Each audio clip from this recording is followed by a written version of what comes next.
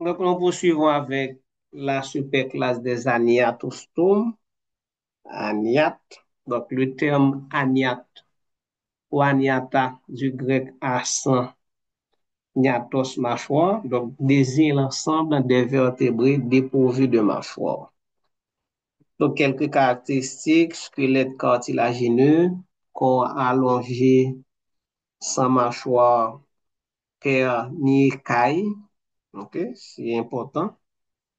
Présence d'une seule narine médiane, au moins 6 paires de poches branchiales. Ok, de poches branchiales. Et il n'y a pas de fente branchiale. On parle de poche branchiale, ok, avec des orifices. Donc, on verra comment ces orifices sont appelés dans la suite du cours. Donc, la superclasse comporte deux classes. Il y a la classe des pteraspidomorphies, forme fossile appelée ostracoderme. Et il y a la classe des myxini et des céphalaspidomorphies, forme actuelle appelée les cyclostomes. Donc, nous allons parler des formes actuelles, la classe des myxini et la classe des cyclostomes. Donc, cyclocirculaire stome bouche. Donc, alors il faut faire la différence entre bouche et mâchoire. Donc, mâchoire, c'est pas bouche, bouche, pas mâchoire. Il est vrai que ces animaux ne possèdent pas de mâchoire, mais ils ont une bouche et il y a un groupe dont la bouche a une forme circulaire. Les cyclostomes représentent le niveau le plus primitif dans l'organisation des vertébrés. Ok, donc on pourrait dire que tous les autres vertébrés ont un lien avec les cyclostomes.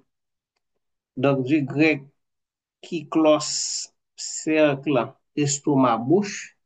Donc vertébrés avec la bouche circulaire.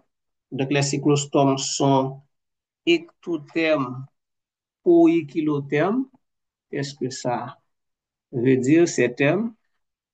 Ectotherme, poikilotherme. Donc, c'est des termes probablement et, auxquels vous êtes habitués. Donc, ecto externe, terme chaleur. OK? Donc, c'est un organisme, si on veut rester dans le cadre du cours, ce sont des vertébrés dont la température corporelle dépend de l'environnement extérieur. OK? Ecto, dehors ou bien externe, terme, chaleur ou bien température, les cyclostomes sont des vertébrés dont la température corporelle dépend de l'environnement extérieur. OK? Donc, ce sont des animaux à température variable. Par exemple, nous-mêmes, nous sommes des animaux à température constante, peu importe la température extérieure, donc notre température reste constante. Donc, le corps s'organise pour que notre température donc, reste telle qu'elle, 37 degrés, peu importe la température extérieure. OK? Donc, ce sont des animaux dont la température dépend du milieu extérieur. Donc, poikilotherme vient du grec poikilos, varié, changeant, thermos, chaleur, poikilos, varié, changeant, thermos, chaleur. Donc, un poikilotherme est un animal dont la température corporelle varie selon celle de l'environnement.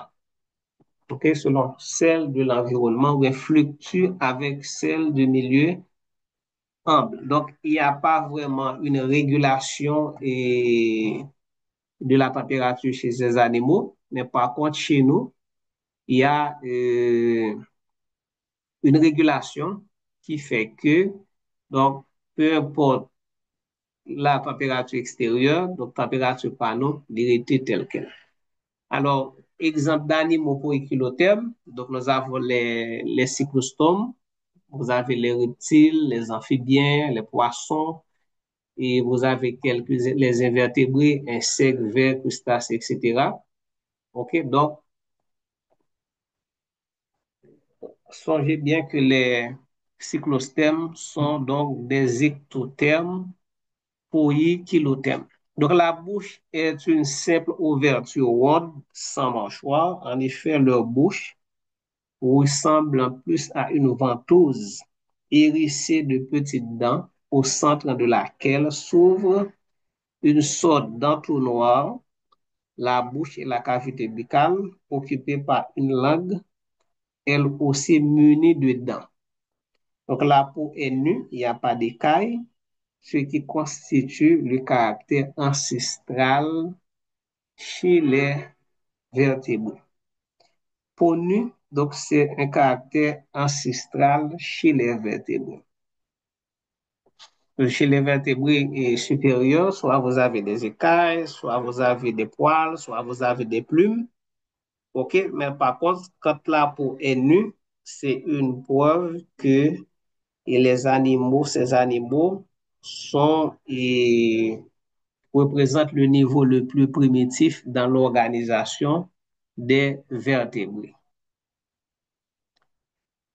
Tégument perméable, c'est-à-dire qui permettent de laisser passer l'eau. Donc, l'eau peut passer à travers le tégument de ces animaux, de ces vertébrés.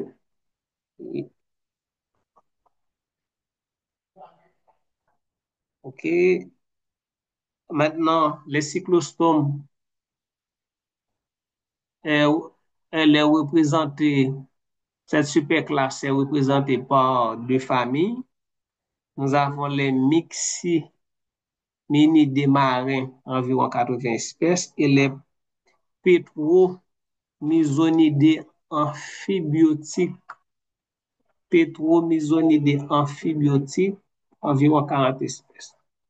Alors, ce sont des animaux qui sont facilement reconnaissables par la morphologie de leur tête et en particulier leur bouche. Voilà, et ici nous avons l'image des cyclostomes. Voyez ici, bouche circulaire, il n'y a pas de mâchoire. Voyez ici, donc la bouche est munie de dents. Voyez les dents. La bouche est munie de dents et avec une langue aussi munie de dents. OK, donc là, nous gagnons une espèce qui c'est Myxine glutinosa. OK, donc règne animal, embranchement cordé, classe Myxini, ordre Myxine et Myxiniforme, famille Myxinidae, genre Myxine, espèce Myxine glutinosa. Donc, les myxines, on les appelle des charognards océaniques. OK, ce sont des charognards océaniques. Alors, on dit la vase, qui est un sédiment meuble à éléments détritiques très fins. Alors, la vase, en fait, c'est quoi? C'est une substance meuble et humide généralement formée au fond des eaux stagnantes ou lentes. OK? C'est un mélange d'eau, de matière organique en décomposition, de particules minérales fines. C'est ce qu'on appelle la vase. C'est un sédiment meuble à éléments détritiques, c'est-à-dire des substances organiques en décomposition très fines. OK, donc, et dit brille sur le littoral atlantique, ultime produit de l'érosion fluviale et marine.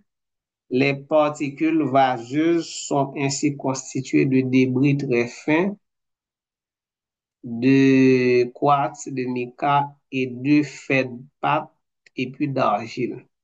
Alors, on verra et probablement dans la suite pourquoi on a cette information ici, la vase.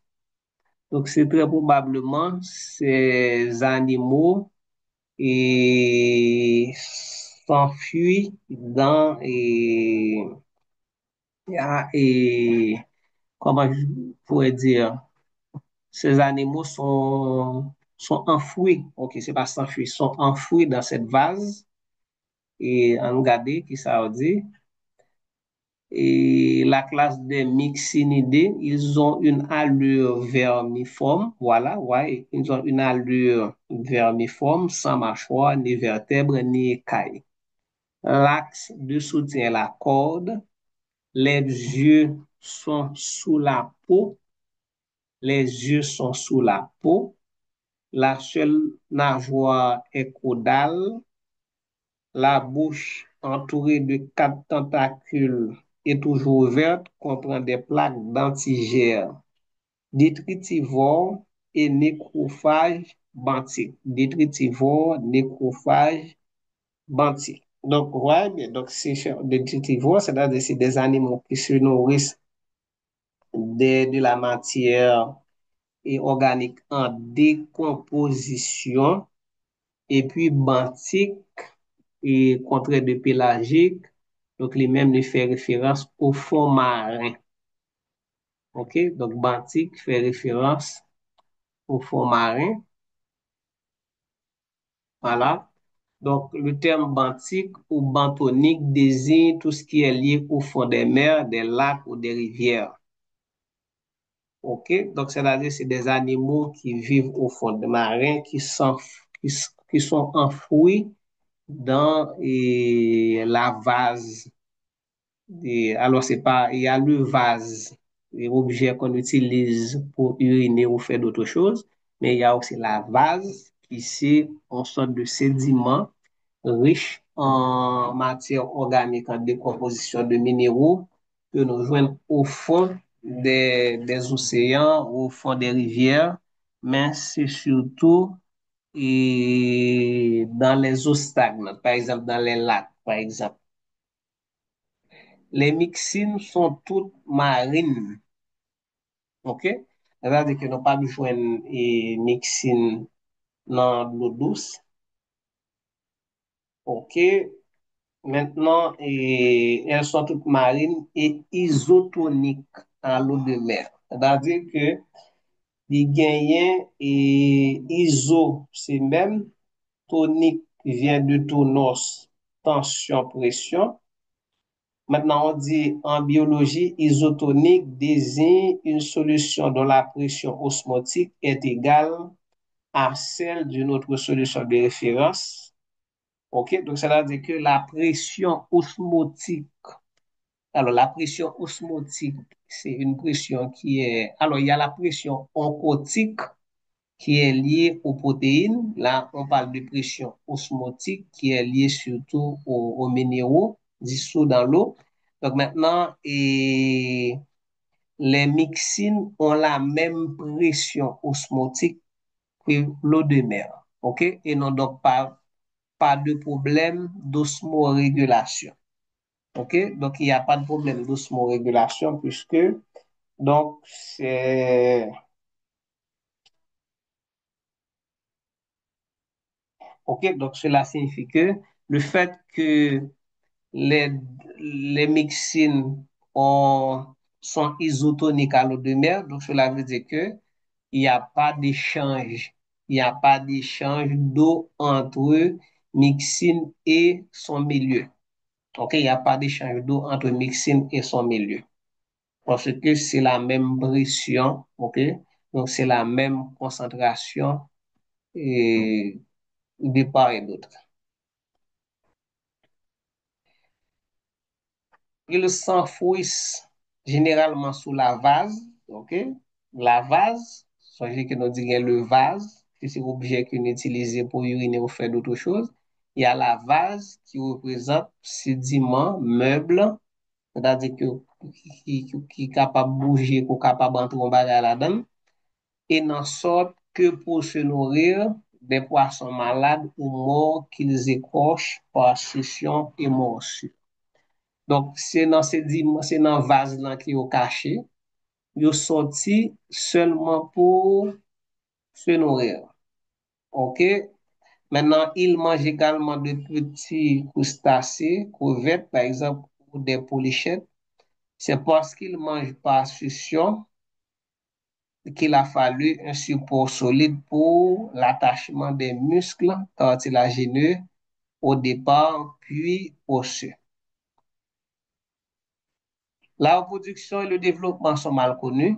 On sait néanmoins que le développement est direct, c'est-à-dire absence de larves. Donc, il n'y a pas de larves au cours du développement des myxines. L'appareil branchial est très différent de celui des autres vertébrés. Il est constitué de nombreuses petites poches en forme d'oignon contenant les branchies. Ces poches s'ouvrent à l'extérieur de l'animal directement ou via un canal commun par un ou plusieurs spiracles ronds. Ok, ce sont des trous qui sont typiques des cyclostomes. Donc, le nombre d'orifices bronchiaux, les spiracles, ok, voilà les orifices, est variable selon l'espèce. Il va de 10 à 15.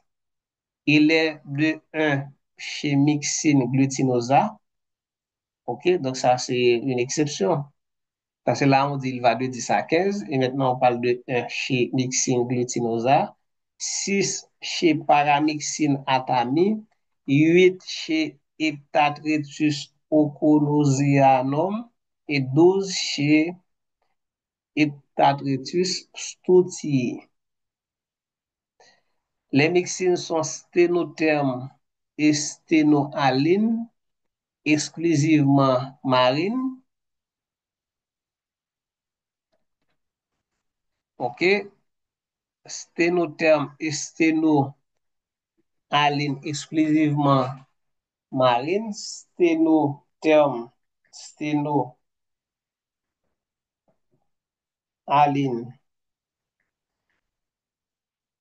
Donc, tout à l'heure, tu as parlé de ectothermes.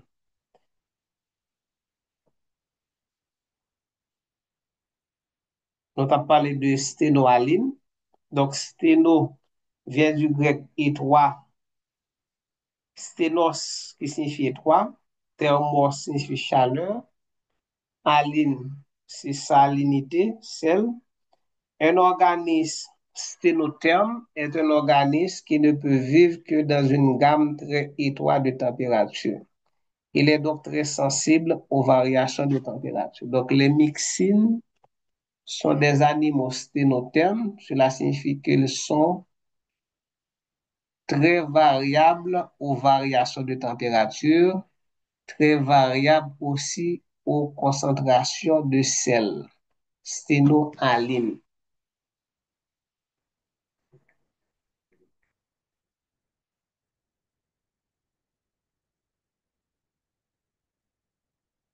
Les myxines sont hermaphrodites et n'ont pas de stade lavaire. OK?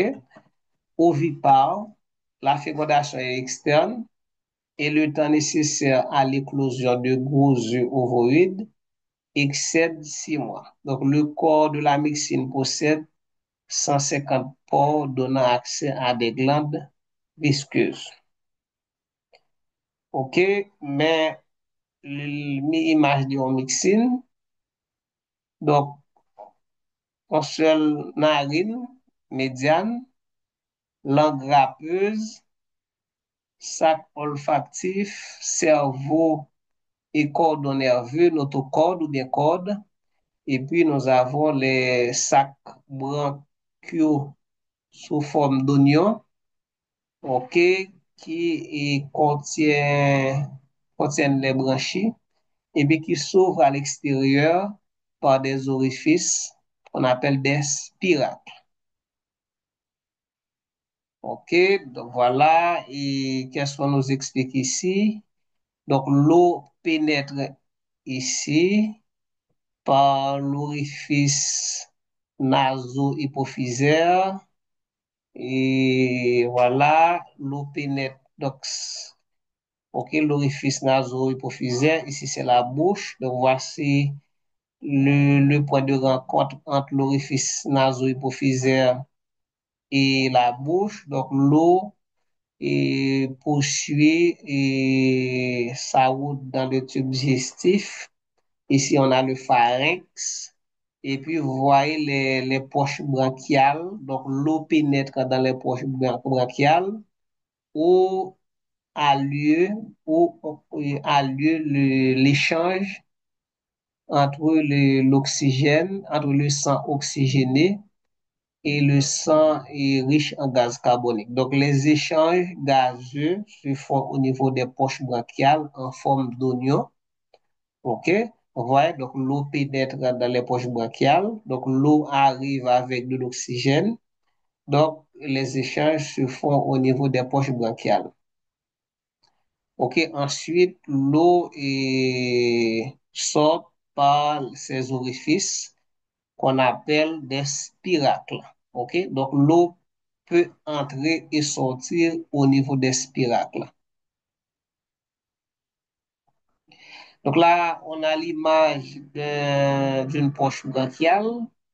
OK? Donc ici, l'eau pénètre ici. Donc, l'eau pénètre ici et l'eau en est sortie et à ce niveau. Maintenant, vous avez ici les musculatures.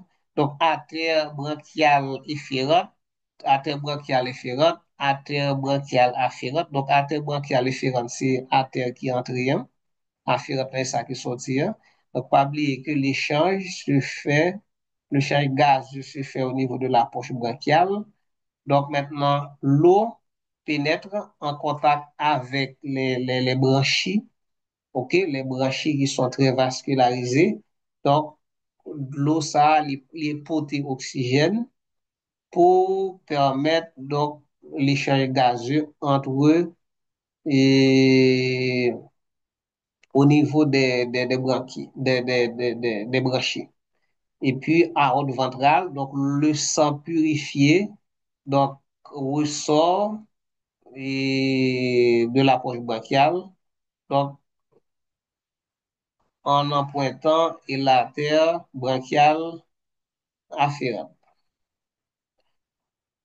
OK, donc maintenant, poursuivons avec la superclasse et nous poursuivons avec la superclasse des agnathostomes. Maintenant, on va parler des pétromésonidés amphibiotiques. Donc, c'est toujours les cyclostomes. Donc, on est toujours en train d'étudier les cyclostomes parce que ce sont des animaux sans mâchoire avec bouche circulaire. Donc, dans ce groupe, nous avons vu les myxines et maintenant nous allons poursuivre avec les pétromésonidés amphibiotiques, l'emploi.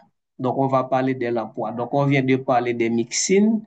Maintenant, on va parler de l'emploi. Alors, vous avez une très belle image. Donc, déjà, vous voyez les orifices. 1, 2, 3, 4, 5, 6, 7. Donc, c'est ce qu'on appelle les spiracles. OK, les spiracles. Et certainement, vous avez vu que c'est la peau est nue. Il n'y a pas d'écailles. Voici l'œil. Et devrait avoir une orifice ici.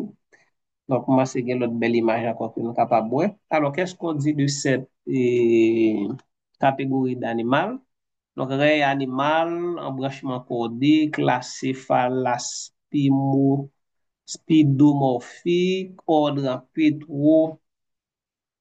pétromésontiforme, pétromésonti et puis nous avons quatre sous-familles, etc. Principale caractéristique de l'emploi, donc à mémoriser, absence de mâchoire, de nageoire paire, écailles sur leur peau, et écailles sur leur peau. Alors, j'avais dit qu'ils n'ont pas d'écailles, mais contrairement aux myxines, les lamproies, et d'après ce qui est ici, possèdent des écailles. OK? Et canaux génitaux, colonne vertébrale osseuse. Alors, oh, excusez-moi, on parle d'absence. Excusez-moi, on parle d'absence.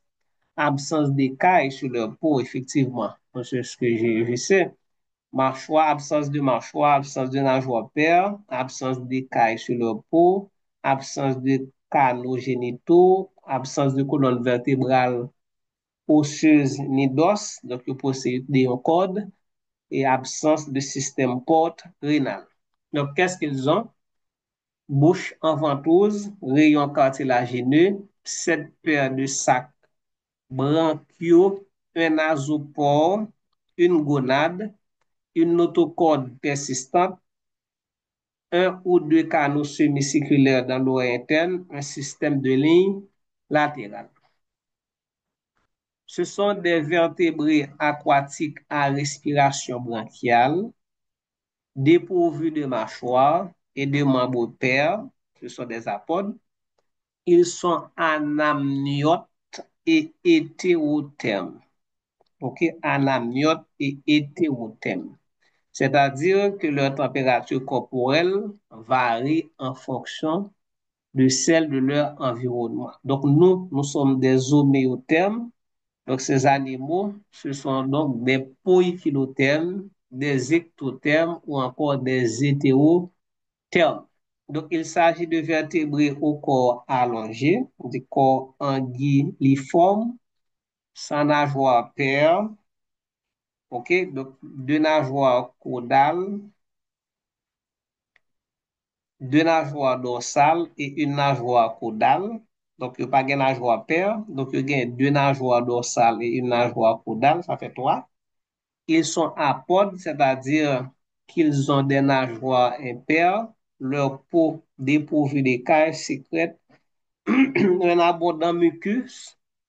La tête est entourée d'une ventouse et portant des dents cornées, c'est-à-dire que faites de kératine et porte dorsalement un petit orifice naso-épophysaire qu'on appelle nasopore par lequel s'ouvre l'organe olfactif dans un tube aveugle. Donc, c'est-à-dire un tube qui part débouché à l'extérieur. Voici la bouche d'une lamproie. Ouais, donc circulaire, hérissée de dents. Donc, la langue aussi est hérissée de dents. Donc, voici les nageoires impaires, et deux nageoires dorsales, une nageoire caudale, anus. Ouais, 7 paires de fentes branchiales, on dit spiracle en fente branchiale. Et ces pores, ces orifices sont en contact avec des poches brachiales. Donc, les poches brachiales renferment les branchies au niveau desquelles s'effectue l'échange gazeux entonnoir buccal, il y a deux yeux et puis un nasopore. Il y a cette paire d'orifices bronchiolatéraux, c'est ce qui leur a valu le nom de flûte à sept trous. Ils ont une ou deux nageoires dorsales et une caudale. Le squelette reste cartilagineux et ne s'ossifie jamais, donc ça veut dire qu'il n'y a pas de os, la caillou. La corde persiste chez l'adulte, donc ce sont des cordées, mais des arcs neuraux se développent à partir du mésenchyme squeletogène. Il protège la moelle épinière et forme avec la corde un début de colonne vertébrale. Le crâne est fermé dorsalement à partir du tissu fibreux. Les arcs viscéraux,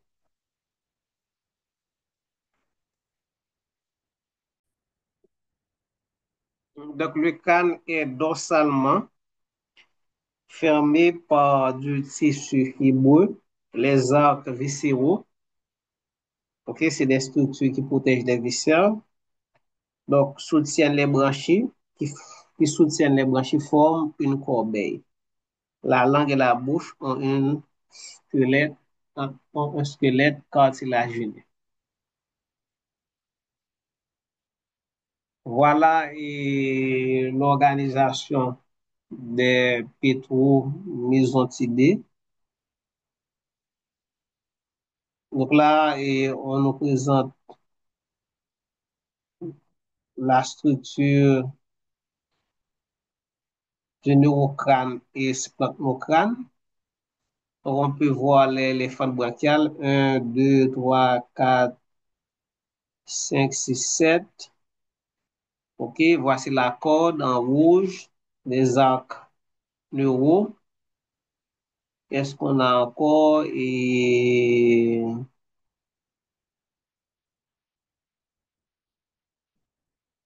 bon, on ne va pas entrer dans les détails, OK? On ne va pas entrer dans les détails. Donc là, mais c'est ce qu'il faut savoir, c'est ces structures qui protègent la tête et les branchies.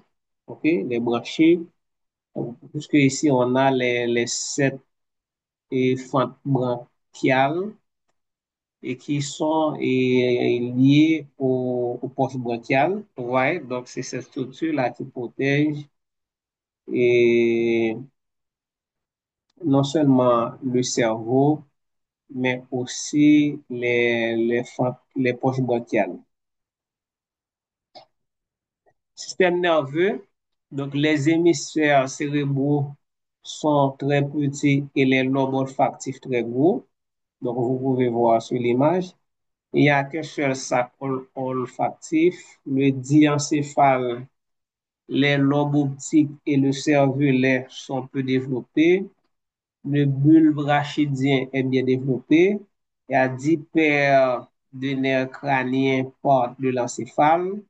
Les organes de sens sont comparables à ceux des chondrichtien ou des téléostéens, sauf l'oreille interne qui n'a que deux canaux semi-circulaires au lieu de trois.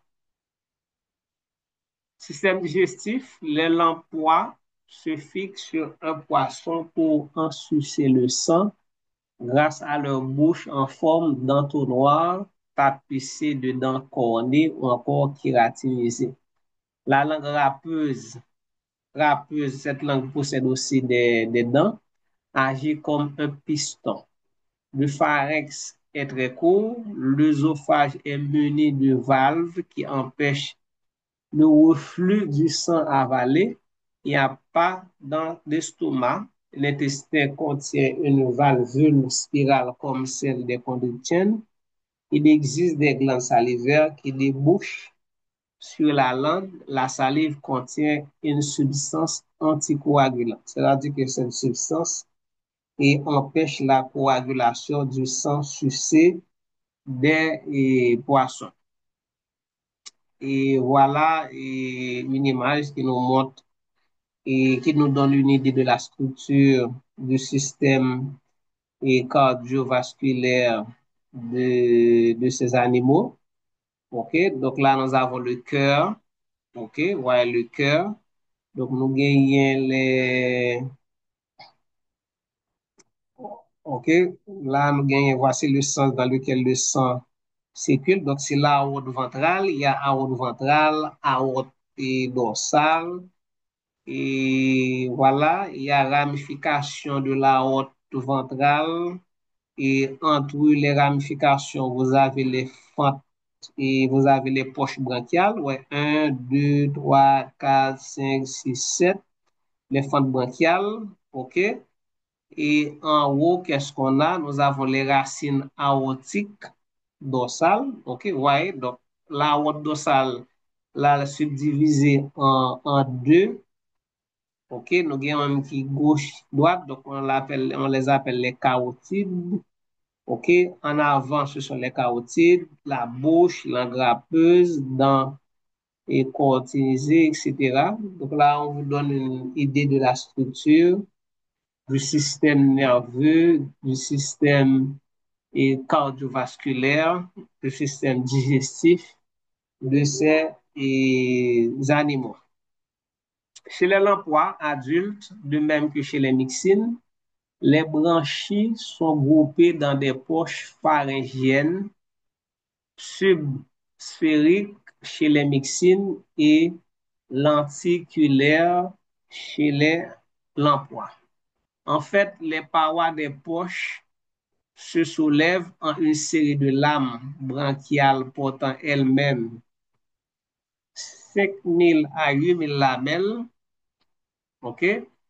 Les parois des poches branchiales se soulèvent en une série de lames branchiales. Il y a lame branchiale et chaque lame branchiale lui gagne entre 5 000 à 8 000 lamelles. OK? Donc, tout ça, c'est des structures qui sont très richement vascularisées et qui faciliter donc, la purification du sang.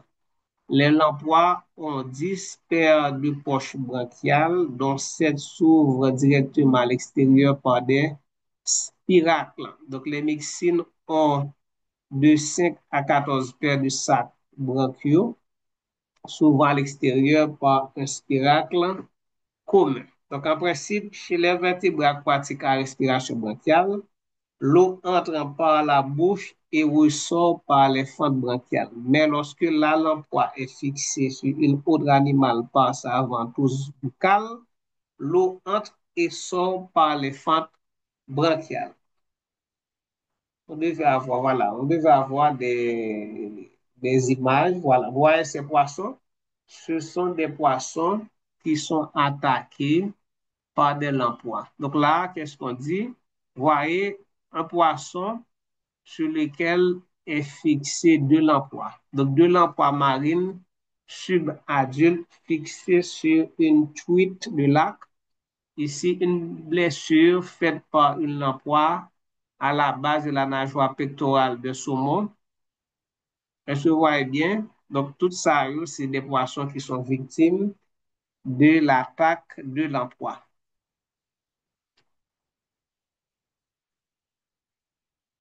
OK, maintenant, nous allons parler de l'habitat de l'emploi.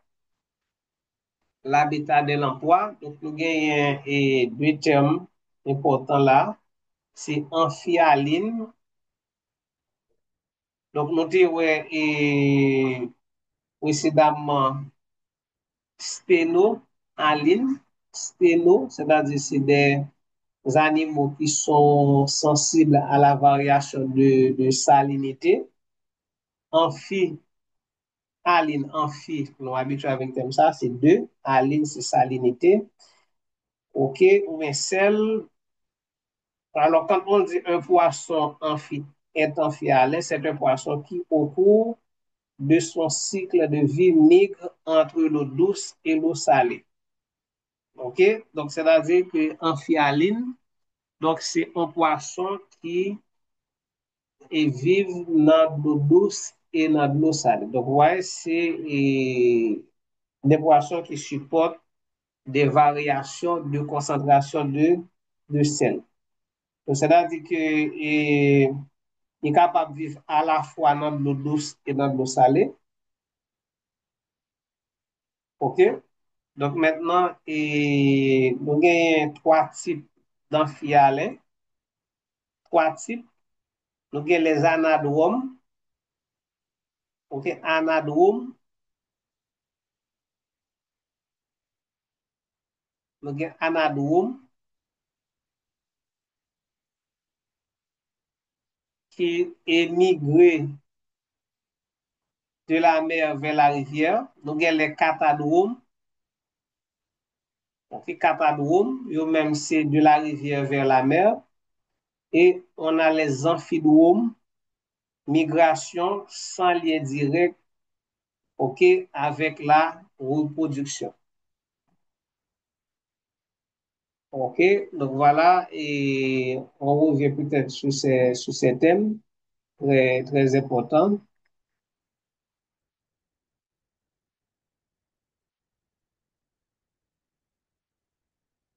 Donc, les lamproies, donc, ils vivent dans l'eau douce et dans l'eau salée.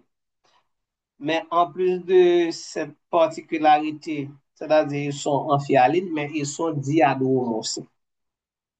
Donc, un poisson diadrome est un poisson migrateur qui passe une partie de sa vie en eau douce et une autre en eau salée, avec obligation de migration pour compléter son cycle de vie. OK? Avec obligation de migration pour compléter son cycle de vie. C'est-à-dire que les animaux sa yo, vertébrés sa yo commencé développement yo et notre douce et puis à un moment de leur vie, ils ont migré dans l'eau salée pour capable continuer le développement. Donc, si ils étaient dans l'eau douce, ça veut dire qu'ils n'ont pas jamais et atteindre le développement. OK? Donc maintenant, la phase lavaire peut durer plusieurs années, 2 à 18 années, la phase lavaire. À l'âge adulte, donc certains deviennent des parasites qui sucent le sang de leur proie en milieu marin en s'y approchant grâce aux denticules garnissant la bouche qui forment une ventouse adaptée à la succion. Seule la lamproie fluviatile reste en eau douce toute sa vie. Le plus souvent ectoparasites, ils se nourrissent du sang des poissons, des cétacés, disposent pour cela d'un système de pistons qui leur permettent de sucer à mort le sang de leurs victimes. Les lamproies passent par un stade lavaire, contrairement aux myxines, puis une métamorphose. La larve a longtemps été considérée comme un animal distinct de l'adulte, auquel on avait donné le nom d'amnocète. Ce nom est resté pour désigner les larves. On parle en effet de larves amnocètes, amocètes, amo, qui étymologiquement veut dire sable. Système rénal des cyclostomes, chez les vertébrés, la structure de base des organes rénaux est le néphron. OK, glomérule vestibule, celui-ci peut être ouvert ou fermé sur la cavité chélomique. Et pas oublier qu'on a parlé de triploblastique, donc c'est-à-dire c'est des animaux qui gagnent et plusieurs cavités chélomiques. Les néphrons ouverts se retrouvent fonctionnels chez les larves et les adultes de l'emploi alors qu'ils sont fermés chez les myxines.